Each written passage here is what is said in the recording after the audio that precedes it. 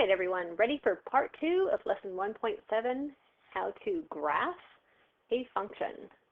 Let's take a look. Write a rule for the function represented by the graph. Identify the domain and range of the function. So if we take a look at this graph, we will notice that we have a point at 1, 2. We have a point at 2, 3, and so on. So let's go ahead and draw ourselves or write a table for this. So in order to write the table, I simply go ahead and write down for every x, we've got 1, y is 2, then we've got 2, 3. The next point was at 3, 4, so we write 3, 4. Next point was at 4, 5, so 4, 5, and 5, 6. The reason we write it like as a table, because then we can start to see what happens to the input. The input, look how it got larger. The output is a 2.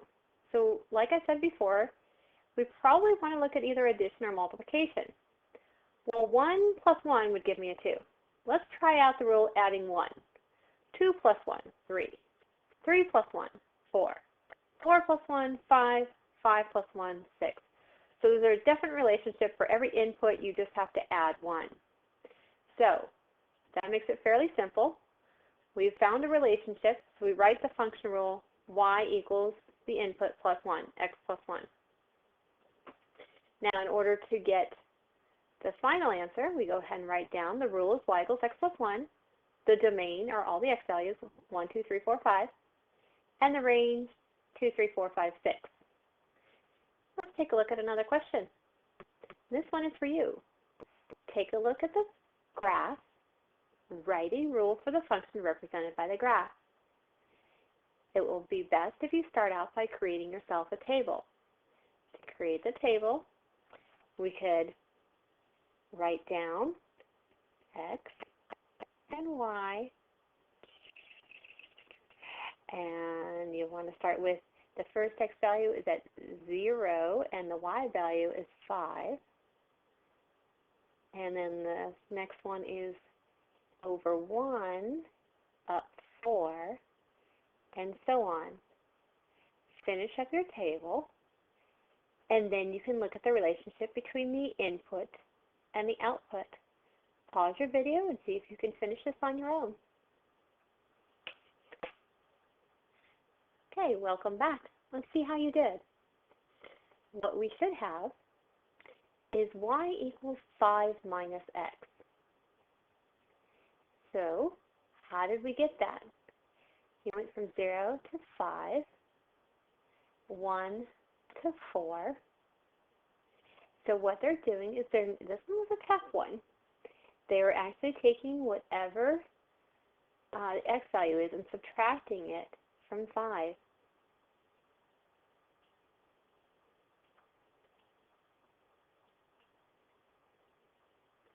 Look at your domain, look at your range. All right. Let's take a look at another type of problem that you might get. There's a word problem here. Graph shows guitar sales for a chain of music stores, 1999 to 2005. Identify the independent variable. Well, we know the independent variable is always your x. So look along the x-axis. There it is. All right, so you already identified your independent variable. Right here along the x, you will always find your independent variable.